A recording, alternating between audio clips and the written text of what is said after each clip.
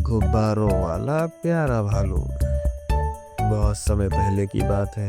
एक हरे भरे जंगल में एक भालू रहता था। भालू बहुत समझदार था और हमेशा खुशियाँ बांटता था।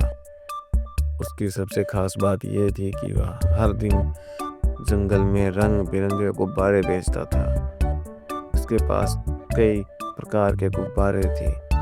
कुछ तो चमकते रहते थे और कुछ सुनहरे रंग के थे।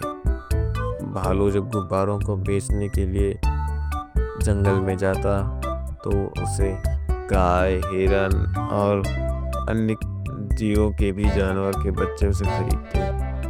यहाँ तक कि नन्ही हिरन के बच्चे भी उसके पास आते और गुब्बारे खरीदते। भालू सिर्फ गुब्बारे ही नहीं बेचता था बल्कि बच्चों को गुब्बारों के साथ एक छोटी सी कहानी सुनाता था। ऐसी ही कहानी ये मैं आपको सुनाने जा रहा हूँ। एक दिन की बात है, जंगल में अचानक शेर सिंह आया। वह बहुत आकड़ो घमंडी था। जंगल में उसने ऐलान कर दिया कि अब इस जंगल का राजा मैं हूँ। सबको मेरी बात माननी होगी। जंगल के जानवर डर गए और कुछ नहीं बोल पाए, लेकिन भालू चुप नहीं रहा। भालू ने मुस्कुराकर कहा, राजा वही होता है जो सबका ख्याल रखे, डर ना फैलाए। शेर सिंह गुस्से में दौड़ा, क्या तुम मुझसे लड़ना चाहते हो मोटे भालू?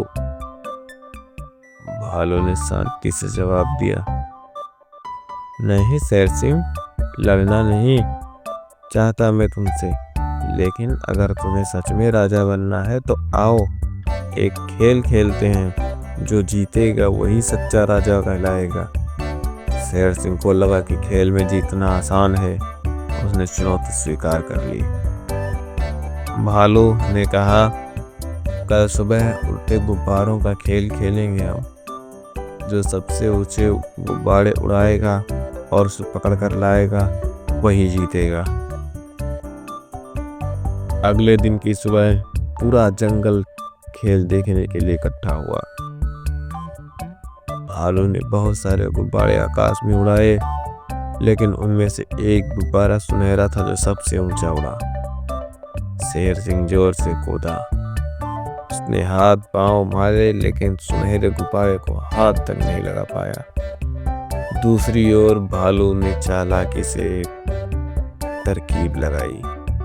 उसने गिलहरी चिंकी से कहा, पेड़ पर चढ़ जाओ और गुब्बारे के पास बैठ जाओ। जब गुब्बारा तुम्हारे पास से निकलेगा तो उसे अपनी छड़ी में फंसा लेना। पूरे जंगल की मदद से, गिलहरी की मदद से भालू सुनहरा गुब्बारा नीचे ला पाया। जानवरों ने खुशियों से तालियां बजाई।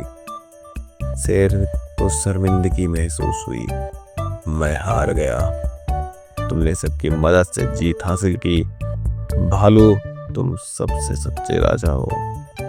भालू हंस पड़ा और बोला, मैं राजा नहीं, दोस्त बनना चाहता हूँ। आओ शेर सिंह, मिलकर जंगल को अच्छा बनाते हैं।